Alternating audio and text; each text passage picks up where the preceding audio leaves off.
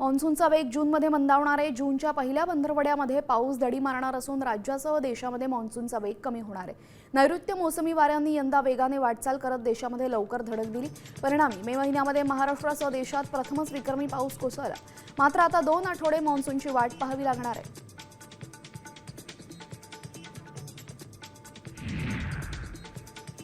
मराठवाडा आणि मध्य महाराष्ट्रामध्ये गेल्या आठवड्यामध्ये कमी दाबाच्या पट्ट्यामुळे मुसळधार पाऊस झाला। मात्र हवामान खात्याच्या अंदाजानुसार येत्या आठवड्यामध्ये पावसाचा जोर कमी होणार आहे। पुढील 4 ते 5 दिवस पावसाचा जोर अत्यल्प राहणार असून 6 ते 10 जून दरम्यान सुद्धा पावसाची स्थिती साधारणच असेल। कोकण किनारपट्टीवरील कमी दाबाचं क्षेत्र विरल्यानं पावसाचा जोर ओसरलाय। हवामान खात्याच्या अंदाजानुसार पुढील 24 तासांमध्ये कमी दाबाचा प्रभाव आणखी कमी होईल। त्यामुळे कोकणामध्ये पुढील 3 दिवस केवळ तुरळक ठिकाणी पाऊस पडण्याची शक्यता आहे, तर तीव्र उष्णतेच्या झळा कायम राहतील।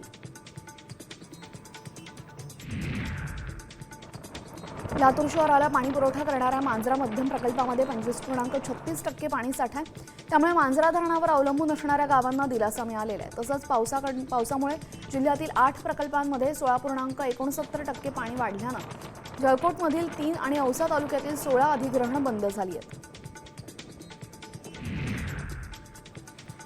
मान्सूनपूर्व आणि मान्सूनच्या पावसामुळे नांदेड जिल्ह्यामध्ये जोरदार पाऊस झाला। जिल्ह्यातील छोट्या मोठ्या तलाव आणि धरणांमधील साठ्यामध्ये लक्षणीय वाढ झाली आहे। शहराची तहान भागवणारे विष्णुपुरी धरण 20% भरले। या धरणामध्ये एवढा साठा एरवी जुलैमध्ये असतो, मात्र यंदा मेमध्येच एवढा साठा आहे।